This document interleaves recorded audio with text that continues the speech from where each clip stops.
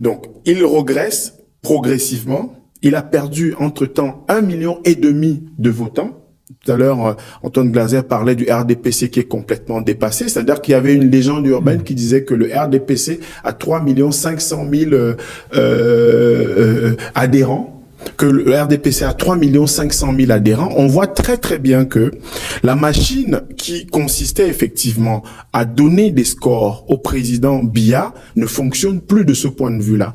Et l'avantage de cette situation, c'est qu'elle est mise à nu désormais, notamment dans la question du septentrion. Le septentrion ayant le septentrion est dans le nord du Cameroun. Donc, on a perdu le septentrion. Il fallait trouver des voies ailleurs. Donc, ce devoir d'humilité-là, il commande effectivement, c'est la question d'Alain Foka tout à l'heure, il commande qu'il y ait des solutions politiques.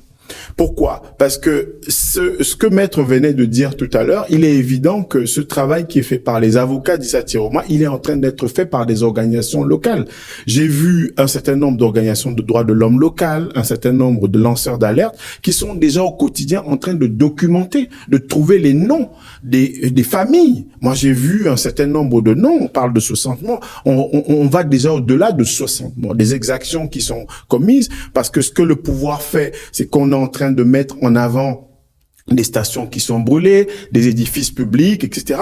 Mais c'est en réaction. Il y a eu une réaction à des chars d'assaut. Qu'est-ce que les chars d'assaut viennent faire dans la rue?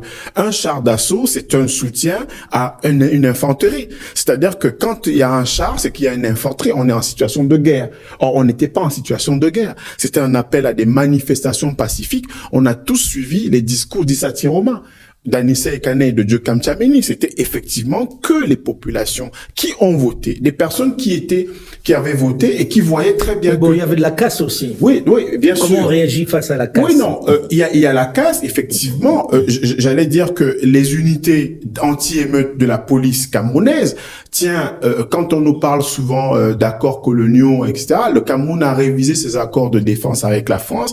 Ils sont entrés dans les accords de coopération en matière de sécurité et de défense. En matière de sécurité et de défense, c'était des appuis à la gendarmerie nationale, notamment en matière de maîtrise des émeutes et des manifestations de rue.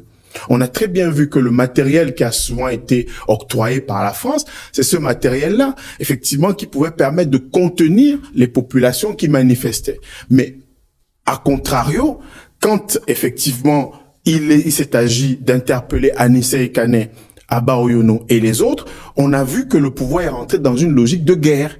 Et les chars d'assaut sont rentrés dans la rue. À partir du moment où les jeunes on tire à balles réelles, que ce soit sur le toit de monsieur Yerima Dewaker, l'ancien compagnon politique de Issa Tiroma, il est maire dans une ville proche de Garoua, les snipers se sont postés sur son toit pour tirer dans la résidence d'Issa Tiroma. Et sa maison d'ailleurs a été brûlée. Et ça agite les populations. Vous savez, tout à l'heure, on a parlé du taux de pauvreté. C'est-à-dire que dans les prévisions qui étaient celles du gouvernement camerounais dans le document de stratégie pour la croissance et l'emploi, il fallait réduire le taux de pauvreté qui était de 39% à littéralement 20%. Mais où est-ce que ce soit en termes de coefficient de Gini, en termes d'inégalité, c'est dans le Nord Cameroun que la pauvreté est la plus endémique au Cameroun. La pauvreté n'a fait que croître là-bas. Là-bas, les populations sont les plus pauvres du Cameroun et d'Afrique centrale. Ce qui est curieux pour un pays comme le nôtre. Et effectivement, ils ont réagi, ces populations ont réagi en fonction. Vous pouvez pas imaginer avec quelle hargne et ces populations se sont mobilisées pour Issa Tiroma. Et il faut terminer sur cette séquence-là. Quand Bouba Bello Maïgari est parti du gouvernement, tout le Cameroun attendait.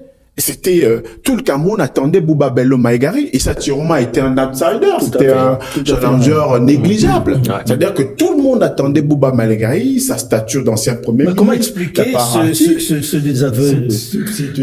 Oui, mais parce qu'Alain Foka, il y a eu un discours ambigu et ambivalent de Bouba Bello Maïgari. C'est-à-dire que je démissionne du gouvernement et j'ai deux responsables gouvernementaux qui sont de l'UNDP au gouvernement, une secrétaire d'État et un ministre délégué, avec qui je fais campagne, notamment le ministre délégué. J'ai un sénateur nommé par le président Biya Plef en Hongrie, on n'a pas cru à qui est le secrétaire à sa sincérité. À partir du moment où Issa Tiroma a fait un discours qui a été le déclencheur, avant même son déplacement à Garoua, il a dit: si vous m'accordez vos suffrages, je défendrai votre victoire. On a vu un déclenchement, une sorte vraiment de houle comme ça qu'a accompagné Issa Tiroma. On a l'impression sa volonté, juste ajouter sa volonté, c'est-à-dire ce qu'il a déclaré depuis le début. 1, je fais pas 7 ans, je fais 5 ans. 2, je retourne sur le fédéralisme qui a été assez intéressant. 3e, je serai une vraie petite transition pour que le Cameroun aille vers autre chose. Et ça, je pense que ça fait mouche et ça parle aux gens. Et ça aussi, il y avait l'Union pour le changement, parce que le stratège politique de l'année 2025 au Cameroun, c'est Anissa Ekane.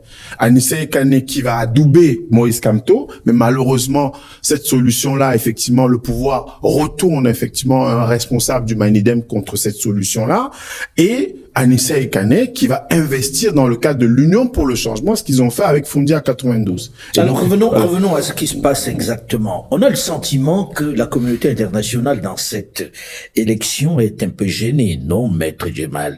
On l'entend pas beaucoup, ni dans un sens, ni dans l'autre. On l'entend timidement. C'est-à-dire qu'on a entendu hier un petit bruit de l'Union européenne qui consiste à dire « nous demandons de la clarté », un peu la phraséologie habituelle. Mais évidemment, tout ça est assez timide. Et donc, évidemment, nous attendons un peu plus. J'ai entendu hier, sur Radio France Internationale, Éléonore Carrois, donc la ministre chargée de la coopération, qui était là encore tout aussi timide. Et donc, nous attendons de la part des partenaires traditionnels du Cameroun, de ceux qui sont intéressés par ce qui peut arriver au Cameroun, qui, vous l'avez dit, un pays très important de la zone CEMAC.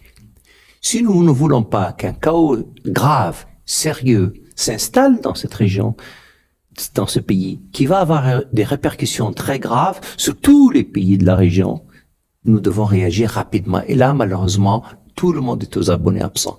Nous attendons une voix des États-Unis. Mais en même temps, la tradition veut qu'on félicite le nouveau. Mais c'est ce que j'allais vous dire. C'est-à-dire que nous attendons une voix des États-Unis d'Amérique, nous attendons une voix des partenaires traditionnels, mais vous avez raison. En même temps, on sent très bien qu'ils ont une vraie gêne. Ils voient que l'élection était une mascarade. Ils voient que le résultat n'est pas sérieux. Vous l'avez dit tout à l'heure, pour le protocole assez particulier et millimétré de la Cour constitutionnelle, ils sont même pas allés. C'est-à-dire qu'ils ne se sentent pas à l'aise. S'ils ne se sentent pas à l'aise, c'est parce qu'ils savent qu'il y a un problème. Et un problème, il y a. C'est que le président élu n'est pas investi. C'est le président non élu, c'est-à-dire non visible, d'ailleurs, est investi. Et donc, il faudrait que tous les acteurs de la vie politique camerounaise se mobilisent davantage. Deuxièmement, il faut entendre un peu plus les sociétés civiles, dont le travail est remarquable, vous l'avez dit tout à l'heure, en termes de recensement des crimes, de la situation de violation manifeste des droits humains.